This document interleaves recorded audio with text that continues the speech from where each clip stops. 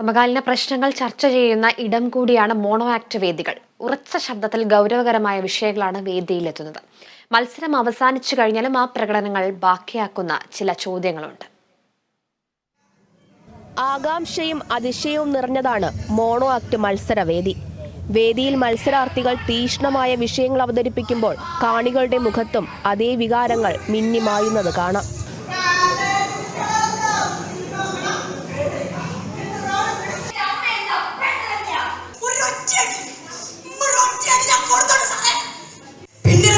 മാംസക്കടകളായി മനുഷ്യ മനസ്സുകൾ മാറാതിരിക്കട്ടെ.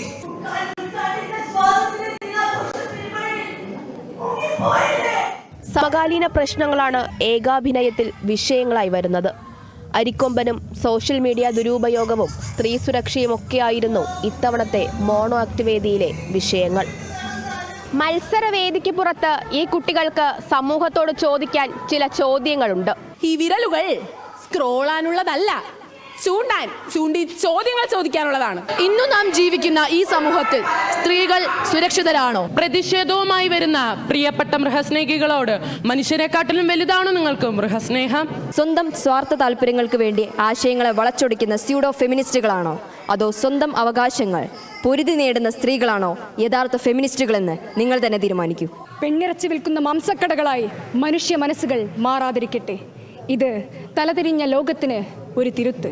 സമൂഹത്തിലെ അരക്ഷിതാവസ്ഥകൾക്കെതിരെ ശബ്ദമുയർത്താൻ എന്നും കലയ്ക്ക് അധികാരമുണ്ട്. കലാകാരനും കലോത്സവ വേദികളിലെ ഏകാഭിനയം പോലെയുള്ള മത്സര ഇനങ്ങൾ സമൂഹത്തോട് ചില ചോദ്യങ്ങൾ ചോദിച്ചുകൊണ്ടാണ് അവസാനിക്കുന്നത്. ക്യാമറാമാൻ ജിഷ്ണുവിനൊപ്പം സൂര്യഗായത്രി, കേരള വിഷൻ ന്യൂസ്.